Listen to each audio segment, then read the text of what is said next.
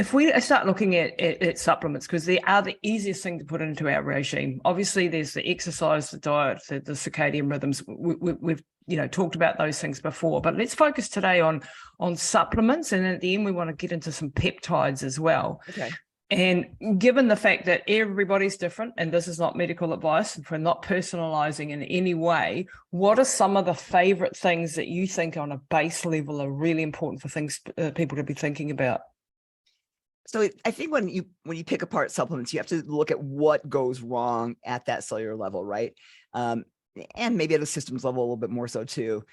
But we all know that there's not one person out there who does not need D3 with K2 and some magnesium. Those three, and they're synergistic to each other. You really don't want to take D3 without K2 because D3 really helps get K2 into the cells. So remember, K2 helps ensure that calcium that's transported by D3 goes to the bone and it doesn't go to your arteries. So you really want to take those two together. Most people need about 10,000 IUs of vitamin D3, unless you guys are in the sun a lot. Wow. Most people need about 10,000 IUs a day. Now, again, know your levels. An optimal vitamin D level somewhere between 80 and 110 in serum. I don't know. I think you guys' value looks the same on that one. Yeah, too. I think it is the same on that one. So that's a lot. Like most doctors would go, no. Exactly. Most doctors, and it's because in medical school you're taught, these are fat soluble vitamins. You have to be careful with fat soluble vitamins. It's been shown that it takes a lot of vitamin D3 to really become toxic. Even upwards of taking 100,000 IUs regularly for a while, and so most people are not going to become toxic. If you do, usually it goes away if you stop the vitamin D3. It's not any long term unless you just kept going. Most people would start getting nauseous and symptomatic before they ever had damage done, like liver damage done. So, so the key is that, 5,000 IUs at a minimum. Most people need 10,000. You guys, summer, maybe if you're out in the sun a lot, but most of us are, under these fluorescent lights. I'm not in the sun even when it's sunny out, unfortunately. So, if you're getting a lot of sun, probably 5,000 IUs is enough. Most of us need 10,000, with about, 1,000 IUs of K2. So those two together, I like to take them as a mixed supplement. That way it's one pill as opposed to trying to do both. And then, everybody's magnesium deficient. You need magnesium. Remember, magnesium is also critical to bone and cardiac and to arterial health. So magnesium 500 to 1,000 milligrams, it's going to help with constipation, but it's really going to help vascular health and bone health. I'm seeing with magnesium, people that are taking magnesium and still their blood levels aren't coming up. What's up with that? Like we're taking the 500 to 1,000 milligrams a day and things just still aren't shifting. And there's different types of magnesium, right? Too. Different types of magnesium, right? Yeah. So when you look at magnesium, you definitely want to make sure you're not looking at serum magnesium, but looking at red cell magnesium. So you want to look at red cell magnesium, not just serum magnesium, because serum magnesium may have very little information. It's transported rapidly into the red cells. So you want to make sure you're looking at a red blood cell level of magnesium. And then when you see people who still don't have levels coming up orally, you can try transdermally, right? So which is either buy a transdermal magnesium, but Epsom salt, right? Right. You take Epsom salt baths, magnesium. Bath. That's back in the old days. Why they used Epsom salt baths was because it actually helped cardiac. They used it for cardiac disturbances because it would get transdermally absorbed. So by taking Epsom salt baths, you can get just bathing in magnesium, you can get a pretty nice transdermal absorption. Wow. So people who have kind of messed up guts who aren't absorbing it orally, try using transdermally. So you can buy it, and it's a little pricier to buy the transdermal versus going to your drugstore and buying a bunch of Epsom salts and throwing them in your bathtub and soaking them for half hour, right? Yes, do that. And then you get a massive absorption of it, right? And so it's been shown that, Epsom salt baths will relax muscles, helps cardiac dysfunction. They used to use it as a treatment for atrial fibrillation because you could get the cardiac muscles so settled down. So people forget that that's a cheap, easy way to get magnesium. So if I have a few people who I'm just not seeing it come up, I will go to transdermal forms of that. Wow, that is gold. Or if people don't tolerate it for some reason. There's people who sometimes their gut, even on not magnesium citrate, their gut doesn't tolerate it well, right? Then I'll go to transdermal forms. Okay, and because there's like, if we just quickly go through some of the magnesiums, there's magnesium threonate, really good for the brain. Right. So magnesium threonate is the only one that really can cross the blood-brain barrier. So, I think that's a nice supplement for everybody to have in so magnesium. So I will do magnesium threonate in the daytime. Doesn't make you tired or relaxed the way other magnesiums do, but the threonate will cross the blood-brain barrier. It gives you that nice neural input. The other magnesiums do not cross the blood-brain barrier. So while they're good for other things, they're not so useful for the brain. So then you could use, so magnesium citrate is the most common magnesium. It's the cheapest, but it's the hardest on the gut. Yeah, so it's not the best unless you're trying to get a bowel movement. Right. If you're constipated, if you're constipated a lot, like if I'm traveling, things like that, I will do magnesium citrate, right? So because that does help with having more normal bowel movement in the morning on those days. But then you can use, fumarate, you can use glycinate. I really liked a mixed magnesium, one that sort of has a combination of those in it, honestly, where you get a little bit of each, I think is well tolerated and you get the best results with it. So that's what you usually do, a mixed magnesium. Yeah, get the mixed one, because there's so many types. There's oxides, so many types, right? And there's bisglycinates, which one that I use a lot, and threonates. The glycinate's great because it's really well tolerated by people, right? Doesn't cause the gut disturbances as much, so it's very well tolerated. So that's and it's not horribly expensive. Yep, and magnesium is like 300 enzymatic reactions in the body. Like without it, the citric acid cycle isn't working properly, and the DNA repair is not happening. And doesn't that help with the adrenal system as well? Like the whole definitely helps with there's really not one system in the body that's not affected by magnesium. So cardiovascular health, critical for cardiovascular health.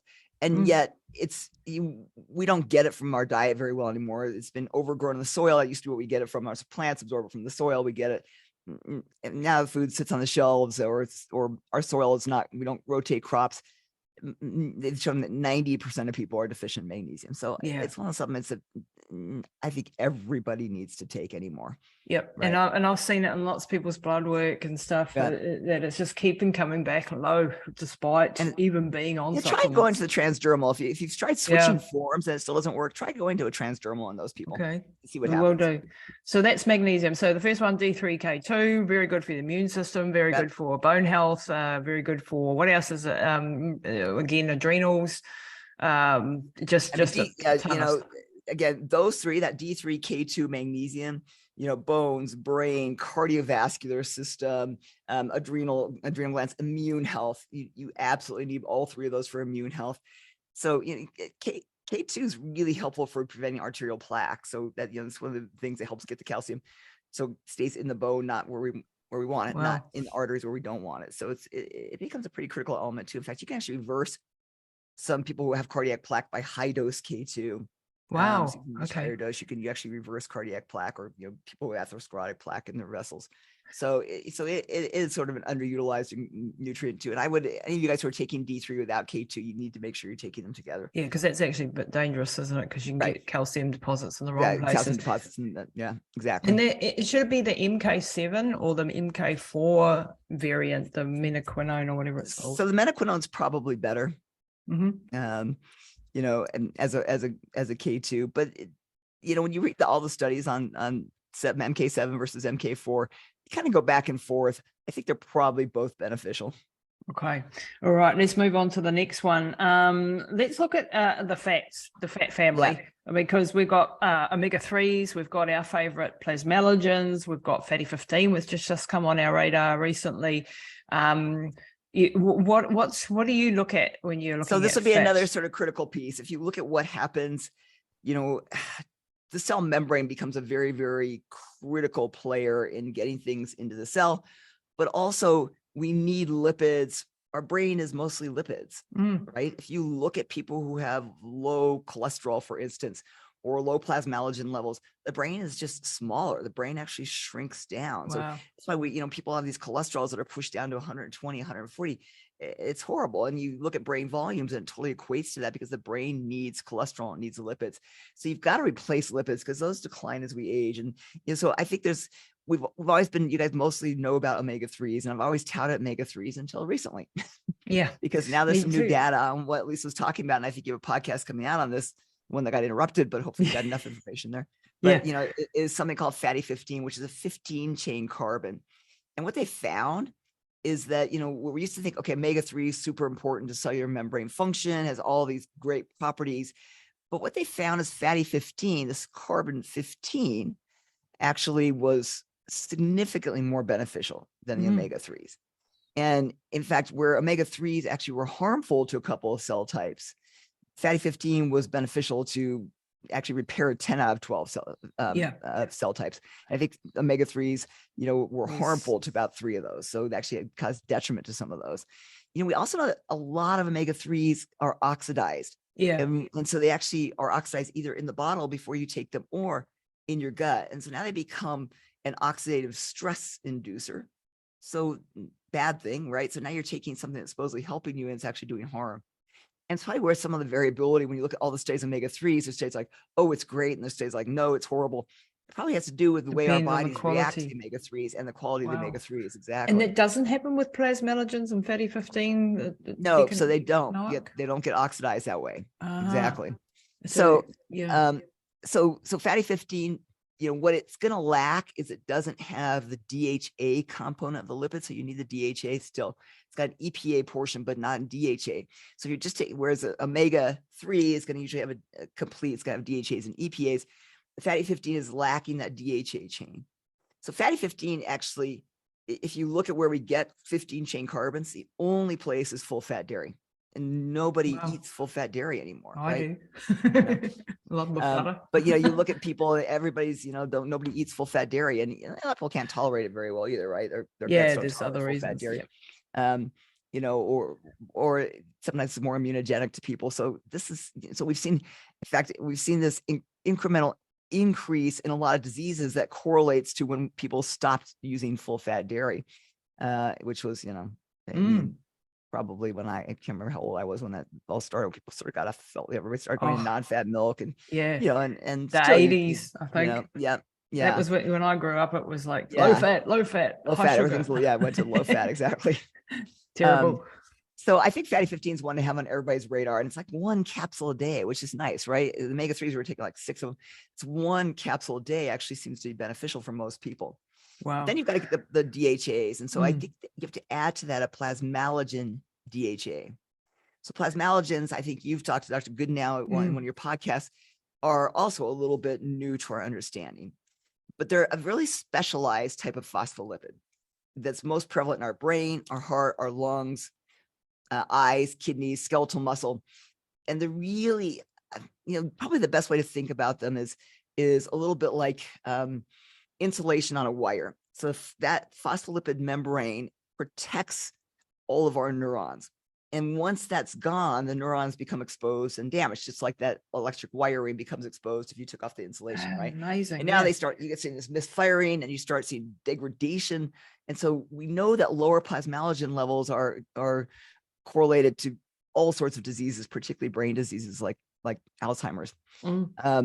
So they're really important to kind of neurotransmission. They're very important in, for you and I who are, more athletes too, for athletic function, because they allow the message to go from neuron to muscle. So you actually can react faster. And, so it helps with things that require speed, agility, coordination, which declines as we age, right?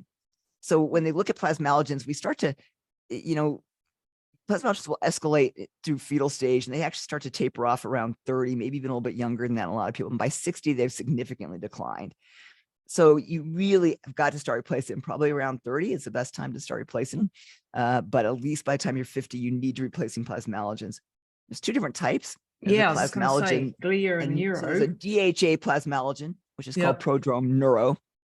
And that one, I think you need, if you're taking the fatty 15, you still need the DHA component. So you need at least 2 of that plasmalogen neuros a day. Now, if you have more brain dysfunction, then you've also got to work on white matter, which is the glial matter as well. So there's another one called plasmalogen glial, which you take at night. So in perfect world, you would 2 of the neuro in the day, 2 of the glial at night. But I probably would say, if they're expensive, if you are pretty much a healthy person trying to stay healthy, I would do 1 of the fatty 15, 2 of the prodrome neuro, and probably that's going to be good enough to maintain. If you've got illnesses going on, or you've got an ApoE4 genotype, for instance, those people probably need more, because we know that those ApoE4 people have very low plasmalogen levels. And if you replace the plasmalogens in those ApoE4 people, then they don't get Alzheimer's. Wow. And we know it's directly correlated, diet, you know, so yeah, that's kind of given as a death sentence to people. Oh, you've got the bad gene, blah, blah, blah. Right. You know, and this totally seems to actually, in fact, those people actually maybe have some genetic advantages as long as you replace the plasmalogen. So I think those have to be on the radar too. Those are two of the most important lipids to keep your brain, your heart functioning, and your muscle functioning. So those are, you know, the key organs that start to deteriorate as we age, right? Our cardiac, our brain, and then we start to get sarcopenic, we start to lose muscle. So I think that, and you can't eat those in your diet. Plasmalogens are found in sea scallops at a small amount, sea squirts, right? So Asian, you know, a lot of the Asian people are actually eating sea squirts, and those things actually probably get more than we do. We get a lot less, but it's hard to get enough from your diet. So you really have to take it as a supplement. And I know, you know, Dr. Goodnow's lab's the only one who makes these right now. I've had the opportunity to spend some time in his lab. He's like a mad scientist in there. Yeah. He's amazing. He's incredible. And, you know, but they're not cheap, right? No, so unfortunately. Unfortunately. And I know, you know, this guy has worked very hard to try and bring him as much price as he can. And, you know, hopefully eventually that'll get easier.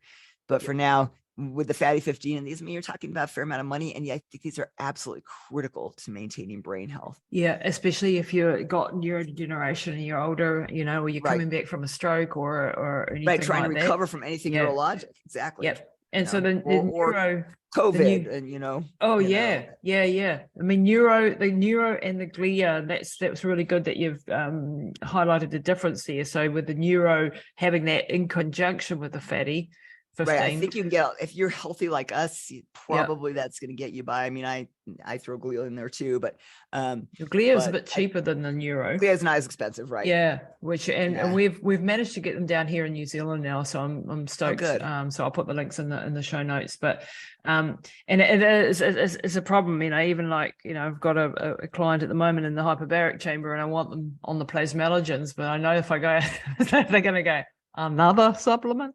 I know, but I probably need to. That's why we do have to kind of get this down to what are, you know, the absolute critical. So I think, you know, if you add the plasmalogens in there for the lipids, you know, and then if we look at, you know, so the last piece there comes from things that have omega-9s. So if we want that whole full lipid profile, you also need the omega-9.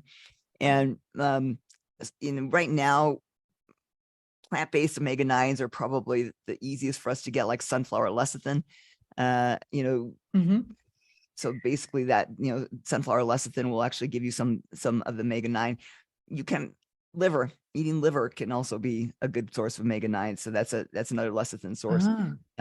So, you know, if those of you who want a full animal base, and then I know Dr. Goodnow is actually working on developing a different type of omega-9 from an egg yolk that would be really beneficial to us too. But egg yolks are another really good source to be able to get some of that lecithin. I mean, eggs are really optimal food. But then I've got clients. I had one yesterday whose albumin level was so low, and I'm like, right, you got to get on some egg white powder. And then we looked at his genetics, and it's got eggs not great. No, you know, they're not good for him, and he reacts to them. And I'm like, lots of times how do I get your albumin up? So lots of times the egg whites are the more immunogenic piece, right? So they're nice. They're high protein, low caloric. So they're nice to add the egg white protein to get the albumin in. But you can get the lecithin from the yolks alone, you know, so you can actually buy powdered egg yolk and use that to at least get the lecithin and the other things. Get the lecithin, but you can't get the albumin from any other place, can you? Albumin from that either, right? Yeah. So, you know, so you have to look for other sources of albumin, you know, or take an albumin supplement. Is there such a thing? There is, yeah. So there is an albumin supplement. Those people have really low albumin. But lots of times, if you get the cell health, you know, Lisa, better, you'll see the albumin levels increase. Because remember, if the cell membrane is dysfunctional, then you're leaking. Like you need adequate copper for albumin, and you need to make sure the cell membrane is healthy. Sometimes when you get the plasmalogen levels up, I've seen the albumin improve. Okay. Well, that's exciting. Another way to get it. You know, right. So it might be attacking another realm when things aren't, you know, when he doesn't have the capability that, because if he's eating enough protein, he should be getting enough albumin. He's not enough protein.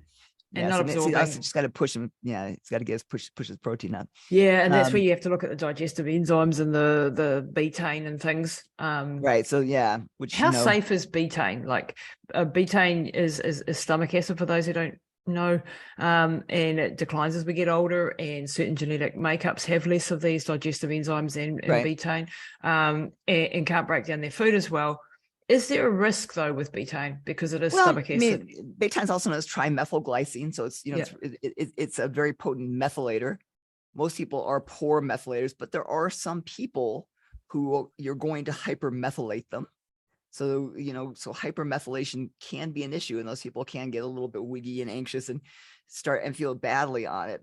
That is a more rare case phenomenon. So in general, is the acid side of the equation though, like, having the acidic stomach, like we're dealing with a gastrointestinal bleed is a that betaine, should not be an issue.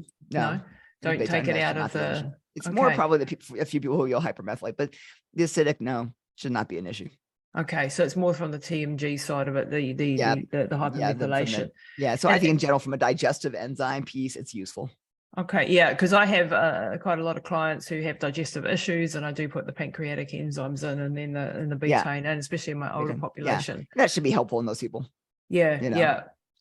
Okay, and copper you mentioned. Now, copper, my research on copper is also like bad, terrible, as bad as mercury, fantastic, got to have it. And I'm like, huh? So you really need a small amount. You need copper. Low copper levels are going to look just like MS. You get neurologic dysfunction, and especially all these people are taking a lot of zinc. Yeah. So you have to have a balance between zinc and copper, right? So the literature on copper comes from the bad things if you get it out of balance. So if you get too much copper, then there is going to be an issue. But in general, copper is actually a beneficial thing, at a low level. Now, it is one of those things I do like to test. Just like the copper levels before I just throw people on copper, right? And you can do that in the plasma, or we get a blood test. So I know SpectraCell has one, Vibrant Micronutrients has one, so you can look at copper in intracellular levels of copper with those tests. Okay. Then you want to make sure that zinc to copper in a 1-to-1 balance. That's kind of one of the key pieces there, is to have zinc and copper. A lot of your people are taking a lot of zinc, like for COVID or whatever. They might need a small amount of copper. They might be getting that balance off. But it is one of those things where it's tough to know. Without testing. It's where there's a peptide called GHK copper, where the copper is bound to GHK, where you're not going to do, because the copper's bound, it doesn't create the issues, but it helps restore levels. So, but that's, a much more difficult way to get it. Yeah, I don't just throw copper in very often into the mix without testing levels of it. Yeah, I'm doing the topical GHK. So topical that's GHK, a good way. And that's a great way, right? Because now you're not going to throw unbound copper into the mix, but your body will actually, break it off and use what it needs. But that's a great, it's to use transdermal copper, GHK copper, because it's so good for your skin too, So you get all these benefits of skin. You get some transdermal absorption of the GHK copper, and it's a nice, safe way to keep copper levels stable, but it's bound to the GHK, so you don't get this serum copper floating around. So I love GHK copper face creams, and that you can buy. Like Lorraine Picard, who discovered GHK copper, it's like reverse skin aging, I think it's called. And you can buy a little vial of, this bright blue GHK copper and mix it with a little of your face cream for like nothing. I mean, it's really inexpensive. Yeah, I've just bought a whole lot of it, and it'll last me the next couple of years. And I just great for wound healing. Too, like you have a wound that won't heal. Foot ulcers and diabetics, things like that, is amazingly beneficial for healing. Okay, and you can just put it into any cream, you just put it into 1%. Yeah, that's a cheap way. He sells it in all sorts of creams too, but you can really literally buy that the little vial, strong, bright blue vial, and add it to something, right? That's what I've been doing. Right. Yeah, so a nice cheap way of getting it. And transdermal, remember, just like magnesium, transdermally absorb things. It's a great way to get absorption. Yeah, and we tend to think that transdermal is not going to work. I know, but it's right. It does, great, right? It does. I mean, that's why it's scary, the things that we are like our water and things like that we're not even thinking about. The contaminants in water that we're actually transdermally absorbing those, right? So transdermal absorption can be both good and bad. But the chlorines and things of the world and all the other horrible stuff that's in our rivers and things. Yeah. Ooh. So let's add one more fat to the mix, and that's choline. Choline, right? So choline you really need as well. You need choline to maintain the integrity of cells for liver function. We know that acetylcholine is one of the main neurotransmitters, right? Mm-hmm. So that's going to help memory, cognitive performance. We know that choline, along with folate, helps get rid of homocysteine. which is, you know, when homocysteine builds up, that damages cardiovascular heart disease and stroke, right? Yep. So, yeah, and especially anybody who's pregnant, you can get choline again, liver. If you eat liver, salmon has some. Eggs have it, yeah. So those are, you know, great sources of it. Or take it as a supplement as well if you're not getting those things in your diet as much. And that goes well with, I don't know. I'm not a big liver fan, but no, not eating it. I'll have a pill of it. No, yeah, exactly. So I take it as an organ meat supplement. Yeah, me too. Me too. Yeah, much better way. So choline, lecithin, plasmalogens, two plasmalogen neuro, and one of the fatty 15. And I think you covered that sort of lipid base with the sort of basics, right? What about olive oil? And olive oil, yeah. Easy one to add in, right? Tablespoon of olive oil. Yep. Super beneficial source of fatty acids. I mean, I think, you know, back in Hippocrates' day, Greek poet Homer called it like liquid gold, you know. So even back then they realized that it was like, you know, Hippocrates, that was what he used to heal a whole lot of things. So even way back then, they knew how important it was. Remember, it has to be extra virgin olive oil, right? It has to be good, expensive, high grade extra virgin olive oil. But here's something that has, you know, a tablespoon, 1 tablespoon of olive oil, easy, inexpensive, and, you know, and was going to really, again, that's another thing that's going to really help that immune system and inflammation, reduces blood pressure, regulates glucose, improves endothelial function. Glucose. You'll see improvement in glucose parameters in people just by adding a tablespoon of olive oil dose. So that's an easy one to add in too. Wow. So that's, you know, another beneficial fatty acid. Yep. I'm glad you brought that one up because we forget about it. Yeah. What about carbon 60? I haven't really, I did some research years ago and I've forgotten half of what I learned, but I think it was C60. Do you know anything about that? So, you know, I think there might be some benefits with carbon 60 in certain disorders.